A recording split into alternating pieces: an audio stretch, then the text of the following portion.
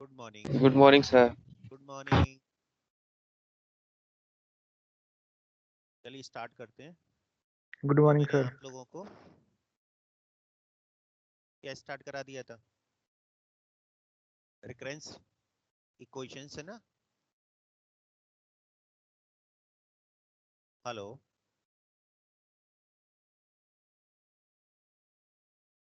Yes sir. ठीक है, तो उसको आगे बढ़ाते हैं। सर आवाज नहीं आ हाँ, अभी आ जाएगी आ जाएगी। अब आपकी बताइए, आ रही है आवाज आवाज? Yes sir. हाँ, अब आवाज आ जाएगी, चिंता मत करो। मैं जब पढ़ाता हूँ ना तब तेज बोलता हूँ। ओके।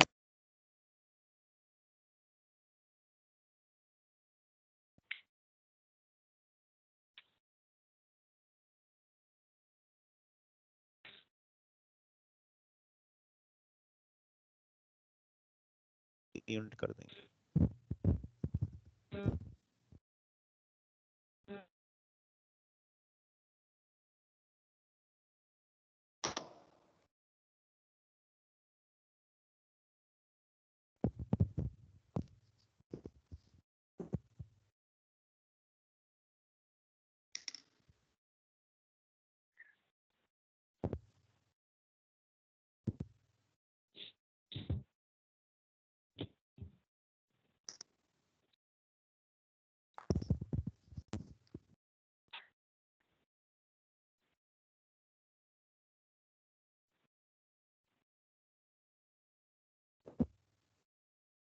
एक मिनट रुकिए।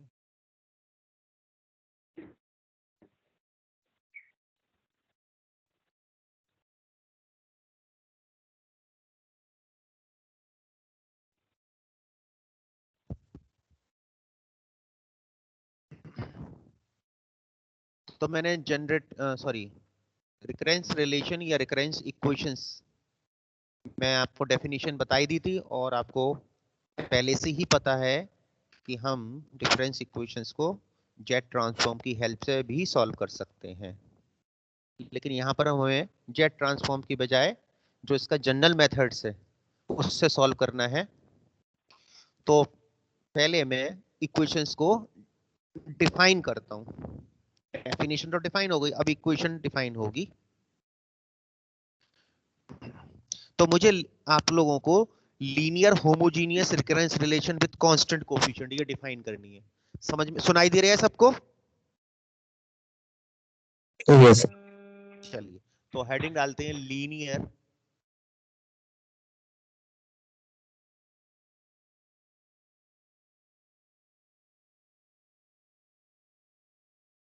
Linear homogeneous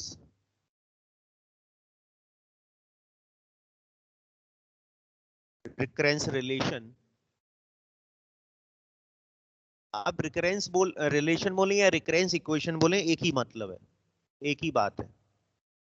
recurrence relation with constant coefficient. अब ये इक्वेशन डिफरेंस इक्वेशन कौन सी होती है? Constant coefficient. पहले टाइप समझते हैं। लीनियर का मतलब उस डिफरेंस इक्वेशन की डिग्री कितनी है? 1। ठीक है। होमोजीनियस का मतलब है जितने भी टर्म्स हैं सबकी डिग्री सेम है। ठीक है, एक ही होगी, ओबियस है। अब देखिए, जो इक्वेशन है वो किस फॉर्म में होगी? ए जीरो मत लिखो, सी, क्योंकि ए में मैंने आपको रिकरेंस रिलेशन लिखना बताया है, तो यहाँ कांस्टेंट जो है हम सी जीरो मान लेते हैं। C zero Y K plus C one Y K minus one plus, दिख रहा है मैं जो लिख रहा हूं? Yes sir. देखिए, C zero Y K plus C one Y K minus one plus C two Y K minus two plus and so on plus C K Y C N लिख लीजिए इसे।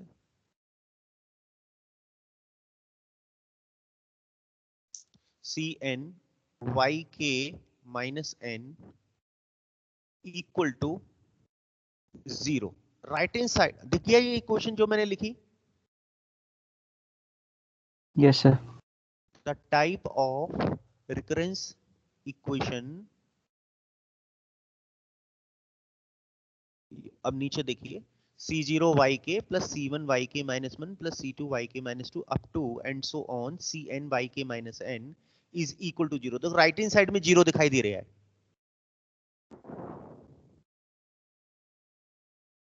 बोलो दिख रहा है सबको? Yes. हाँ तो सर. इसकी वजह से इसको होमोजीनियस बोलेंगे। लीनियर तो आपको समझ में नहीं आ रहे हो, क्योंकि देखिए y के पावर 1 y के माइनस 1 पावर 1 तो सबकी डिग्री 1 है, इस वजह से ये हमारी एक लीनियर हो गई। राइट हैंड साइड में 0 है, मतलब के हमारा इंडिपेंडेंट वेरिएबल है, उसका कोई भी फंक्शन नहीं है राइट हैंड साइड में, जो कि होना चाहिए था। इस वजह से ये होमोजीनियस हो गई। और रिकरेंस रिलेशन तो दिख ही रहा है, रिकरेंस इक्वेशन तो पता चल ही रही है, क्योंकि यहाँ पे के की डिस्क्रीट वैल्यू है और ये कांस्टेंट है C0 C1 C2 up to Cn, where C0 C1 C2 up to Cn are constant। ठीक है, इसी वजह से इस इक्वेशन को बोलते हैं, this is called linear homogeneous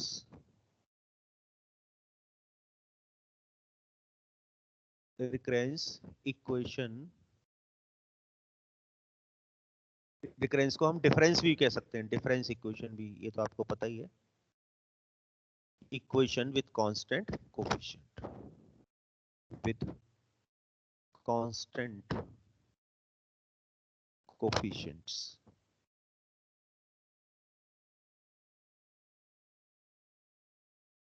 समझ में आ गया? ये नंबर 1 मान लेते हैं इसे, बोलिए हाँ या ना का जवाब दीजिए। Yes, sir. अच्छा, इसकी ऑर्डर बता सकते हो, ये कितने ऑर्डर की है ये difference equation? N order is. N order की है। देखो ऑर्डर निकालने के लिए हम क्या करते हैं, जो हाईएस्ट वैल्यू है Highest minus independent lowest. Variable की, उसमें से लोएस्ट वैल्यू को सब्ट्रैक्ट कर देते हैं। ठीक है, और इंटरवल से डिवाइड करते हैं, या इंटरवल 1 का चल रहा है इसलिए डिवाइडेड बाय 1 कर दीजिए चाहो तो ये देखिए एन आ गया हमारे पास, क्योंकि ब्रैकेट खोलेंगे के से के कैंसिल हो जाएगा और माइनस एन प्लस एन में कन्वर्ट हो जाएगा, क्योंकि बाहर माइनस है। तो ये ऑर्डर एन की है और डिग्री 1 की है, डिग्री 1 है यहाँ पर, ये और लिख देता हूँ डिग्री 1, क्योंकि y की पावर 1 है। अब इस इक्वेशन का सलूशन कैसे निकाला जाता है, उसको बताते हैं। द सॉल्यूशन, हेडिंग है the solution of the linear homogeneous, सभी टर्म की डिग्री 1 है। देखो फर्स्ट टर्म देख लें, सेकंड टर्म देख लें, क्वेश्चन नंबर 1 का, थर्ड देख लें, कोई भी टर्म देख लें, सबकी डिग्री 1 है, इस वजह से होमोजीनियस है ये। रिकरेंस रिलेशन और विथ कांस्टेंट कोफिशिएंट, इस टाइप की इक्वेशन होगी तो इसका सलूशन हम कैसे निकालेंगे? कांस्टेंट कोफिशिएंट, बहुत आसान है इसका सलूशन निकालना। देखिए मैं एक एग्जांपल से समझा देता हूं ये चीज, ठीक है, तो आपको जल्दी समझ में आएगा ये। आप लोगों ने फर्स्ट सेमेस्टर में ऑर्डिनरी डिफरेंशियल इक्वेशंस तो की है, बोलिए। Yes. Yes, sir. हाँ, तो इसलिए ये जल्दी समझ में आएगा Yes, आपको sir. प्रोसीजर। जी, जल्दी समझ में आएगा ये प्रोसीजर। हम क्या करते हैं कि डिफरेंस इक्वेशंस का, इस डिफरेंस इक्वेशन का दो पार्ट में इसका सोल्यूशन निकालते हैं। एक पार्ट तो हमारा ये जो हम होमोजीनियस दिखाई दे रहा है, अगर by the way right hand side में फंक्शन ऑफ के होता तो हम उसका दूसरा पार्ट भी निकालते हैं, क्योंकि राइट हैंड साइड में 0 है तो जो सोल्यूशन है वो फर्स्ट पार्ट से मिल जाएगा, सेकंड वाले पार्ट को निकालने की जरूरत नहीं पड़ती। अगर राइट हैंड साइड में के का फंक्शन और होता तो हमें सेकंड वाला प्रोसीजर और करना पड़ता, जो कि अभी मैं नहीं डिस्कस करूंगा, केवल फर्स्ट प्रोसीजर को ही मैं आप लोगों को डिस्कस करता हूं। ठीक है, तो एक एग्जाम्पल से लेते हैं, समझते हैं इस बात को। Solve the following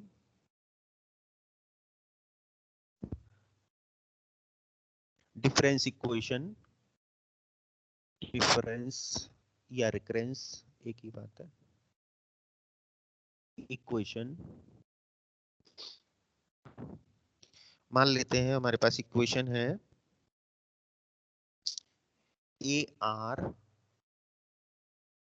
minus 3a r minus 1 plus 2a r minus 2 equal to 0। दिख गई है इक्वेशन जो मैंने लिखी है? Yes, sir. अच्छा देखिए, इस इक्वेशन को मैंने यहां पर जो r से लिखा है कि इंडिपेंडेंट वेरिएबल यहां पर क्या है, r। ये तो समझ में आ रहा होगा। Yes, sir. जो सफिक्स में लिखा होता है डिफरेंस इक्वेशन के, वही उसका इंडिपेंडेंट वेरिएबल होता है। और कितने ऑर्डर की है ये डिफरेंस इक्वेशन? 2 ऑर्डर। 2. 2 ऑर्डर की है। और पहचानना जरूरी है एग्जाम में कि किस टाइप की है। देखो, फर्स्ट डिग्री क्योंकि लीनियर है ये, इसकी डिग्री 1 है क्योंकि a की पावर 1, a r की माइनस 1 की पावर 1, और सभी टर्म जो है एक एक डिग्री के हैं, तीनों term.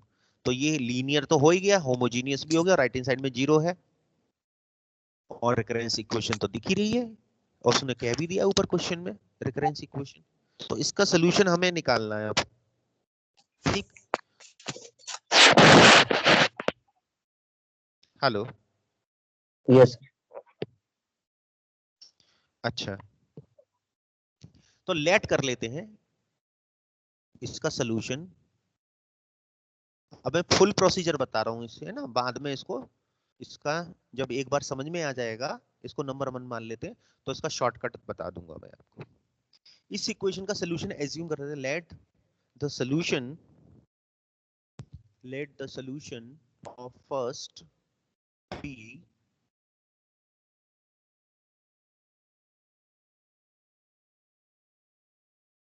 AR equal to capital A एक कांस्टेंट है, अल्फा एक कोई जनरल रूट है इसका, और पावर K। अब यहां पर R आएगा K की जगह।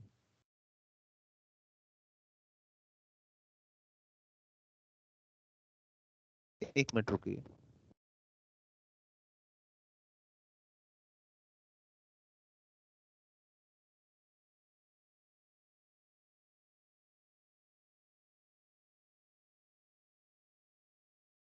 तो पावर K ले लेते हैं।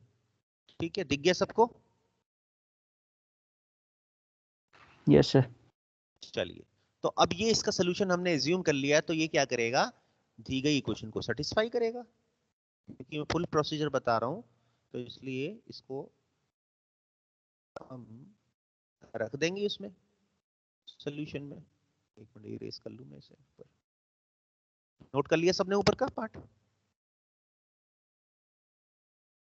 Yes, sir. कर लिया. चलिए,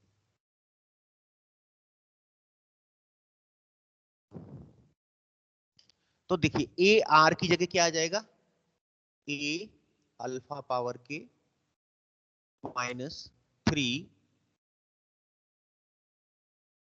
ए आर माइनस 1 में क्या आ जाएगा, ए अल्फा पावर के minus 1।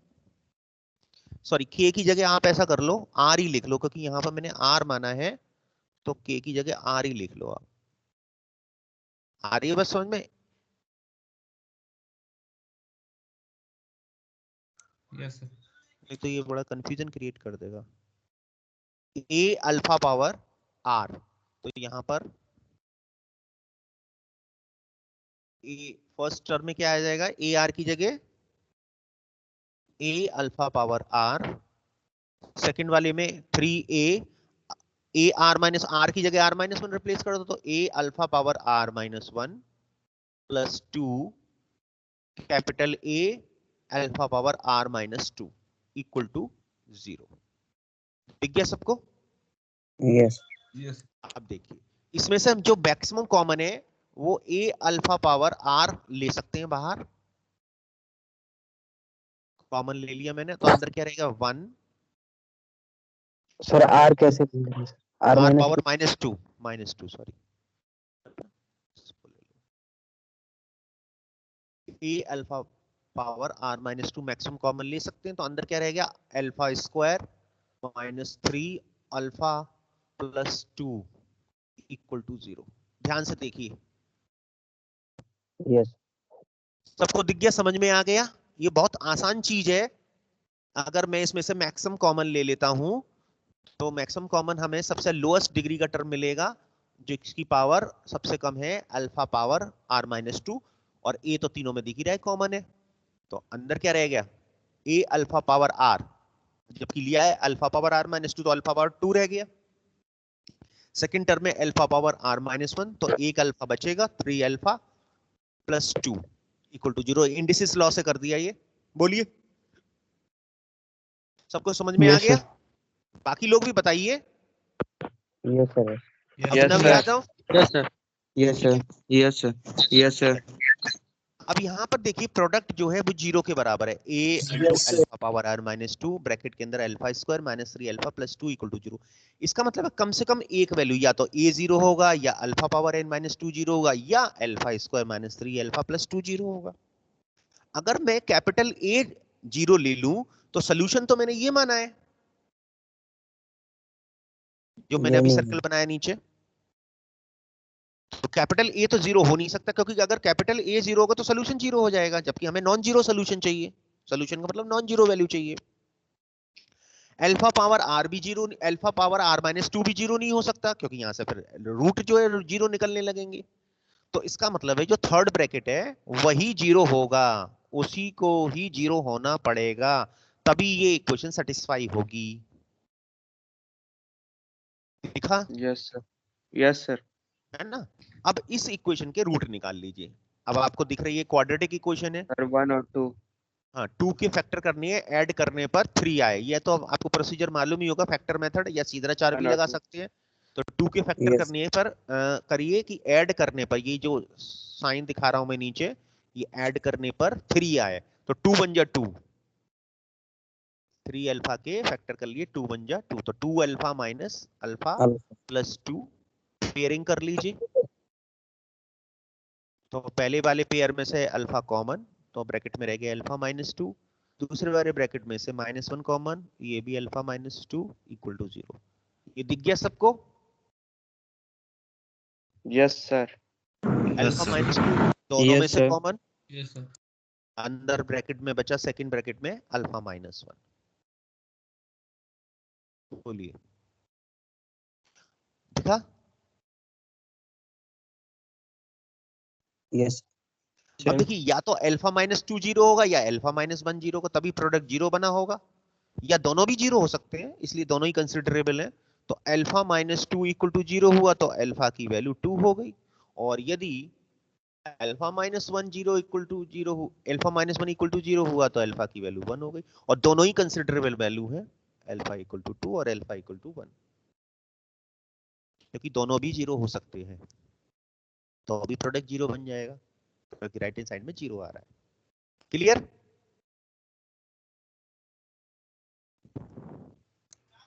Yes, sir. Yes, sir. तो हमारे पास अल्फा की दो वैल्यू आ गई 1 और 2, और मुझे यही चाहिए था अल्फा, क्योंकि सोल्यूशन में कैपिटल ए तो कांस्टेंट है, वो तो निकलेगा नहीं, अल्फा की वैल्यू मुझे चाहिए थी, आर तो इंडिपेंडेंट वेरिएबल है, hence solution is A R equal to, अब यहां पर दिखाओ ना capital A R power alpha, ये हमारा जनरल वैल्यू थी, तो इसमें इसमें हम कैपिटल ए, क्योंकि यहाँ पे दो वैल्यू है, एक वैल्यू होती तो ठीक है मैं कैपिटल ए लिख देता, लेकिन ये इस दो वैल्यू होने की वजह से मैं A1 अल्फा की वैल्यू पहली कितनी है 2 पावर R लिखूंगा, प्लस दिखाइए सबको। यस इसी तरह से अल्फा की वैल्यू 1 लिखने के लिए A2 इंटू 1 पावर R लिखूंगा। दिख गया ये सबको? Yes. Yes. हमेशा sir. जो हाँ ये एक्चुअली जो है ये कंप्लीट सोल्यूशन है क्योंकि राइट हैंड साइड जीरो है ना, इस वजह से ये CF है एक्चुअली कॉम्प्लीमेंट्री फंक्शन है और वही सोल्यूशन होगा क्योंकि यहाँ पर PI जीरो होगा। अगर फर्स्ट ईयर जिसने पढ़ा है वो तो जानते हैं कि इस तरह की इक्वेशन का सोल्यूशन जो है CF प्लस PI यानी complementary function plus particular integral से निकलता है। लेकिन मैंने ये टर्म डिफाइन इसलिए नहीं किया क्योंकि बहुत सारे बच्चे हमारे डिप्लोमा होल्डर्स हैं उनको शायद ये बात पता नहीं हो। तो ये फाइनल सोल्यूशन आ गया AR इक्वल टू A1 2 की पावर R प्लस A2 और 1 की पावर R हमारा 1 ही रहेगा, तो इसको हम फाइनली आंसर लिख देते हैं। ये मैंने बताया आपको फुल प्रोसीजर, समझ में आ गया, दिख गया सबको? Yes, sir. Yes, sir. अब देखिए हाँ Yes, sir. एग्जाम में हमें फुल प्रोसीजर दिखाने की जरूरत नहीं है। अब सबने नोट कर लिया ऐसे, मैं इसका शॉर्टकट बताता हूँ। अब नोट कर लिया सबने? Yes, sir. मैं एरेज कर कर दो। रहा हूँ ऊपर की पोर्शन। सो उधर कर दूं अल्फा erase? की पावर r-2 0 क्यों नहीं हुआ था?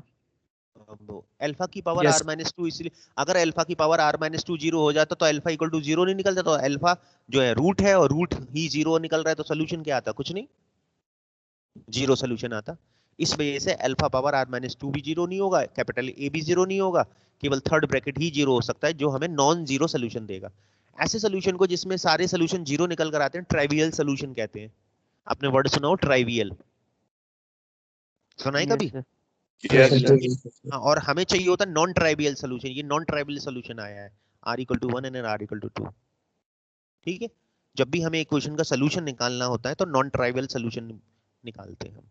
और ट्राइवियल अगर वो पूछता है तो ट्राइवियल भी निकाली, तो ट्राइवियल भी निकाल देते, जीरो जीरो होते वो तो सीधे सीधे। ठीक है सर। चलिए, ये बहुत सारी चीजें मैं बताता इसलिए नहीं हूँ क्योंकि आप कंफ्यूज ना हो जाएं, जो पूछता है मैं उन्हीं को जवाब देता हूँ उसी चीज का। चलिए, तो इसको अब शॉर्टकट में कैसे करना है, एग्जाम में फटाफट से कैसे करना है ये देखिए, क्योंकि इतना टाइम नहीं होता कि हम इसमें सारी चीजें रख के दिखाएं। पहला क्वेश्चन तो मुझे आपको पूरा प्रोसीजर समझाना था इसलिए बता दिया।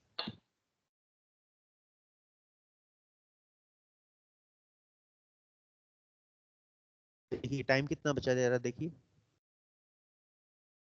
सर हो गया। हो गया सर। 1 मिनट लगेगा। सोल्यूशन तो नीचे वाला तो ऐसे ही लिख देना है, let the solution be R A R equal to capital A into alpha power R, ये तो सीधे ही लिख देना है। अब क्या करना है देखिए, अब हमें क्या करना है, इक्वेशन सीधी लिखनी है, कैरेक्टरिस्टिक इक्वेशन कहते हैं। Now the characteristic equation, characteristic equation के लिए क्या करते हैं, हमें दिख रहा है ए आर, तो और ए इसकी डिग्री दिख रही है, हम सॉरी इसका ऑर्डर दिख रहा है 2, तो यानी कि ये किससे स्टार्ट होगी, स्क्वायर से स्टार्ट होगी, तो अल्फा स्क्वायर दिख गया ये सबको। Yes. 3, अब नेक्स्ट होगी एक अल्फा कम हो जाएगा क्योंकि r-1 है, तो 3 अल्फा प्लस 2 कांस्टेंट, सबसे जो कम ऑर्डर का है टर्म ए r-2 है, सो कांस्टेंट बना दीजिए और राइट हैंड साइड तो जीरो है, इक्वल टू जीरो लिख दीजिए। दिख गई ये इक्वेशन? Yes, sir. यस बस सर। Yes, एक sir. लाइन में लिख देनी, अब इसके फैक्टर कर लो, अल्फा-2 अल्फा-1 इक्वल टू 0, तो अल्फा की वैल्यू 2 और 1 हो गई, इसलिए इसका जो CF कॉम्प्लीमेंट्री पार्ट है वो सीधा ही सीधा लिख दो, या मैं आगे स्प्लिट करके बताऊंगा, अभी तो डायरेक्ट सोल्यूशन लिख देता हूं। यानी कि जो सोल्यूशन आएगा वो होगा R equal to AR equal to A1 पहला जो टर्म है इंटू 2 की पावर R प्लस A2 1 की पावर R, तो यही हमारा आंसर A1 2 की पावर R प्लस A2, क्योंकि 1 की पावर R 1 होगा।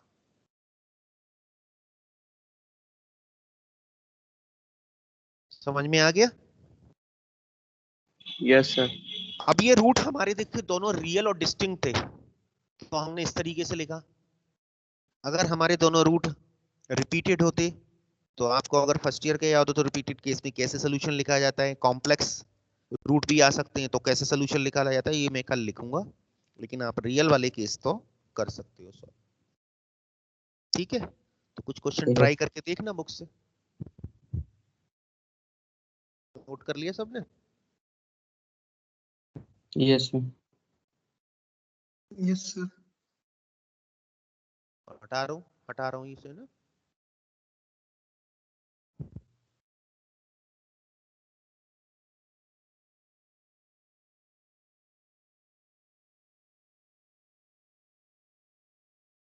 आज थोड़ी नेट ने प्रॉब्लम कर दी इसलिए कम पढ़ा पा रहे हैं।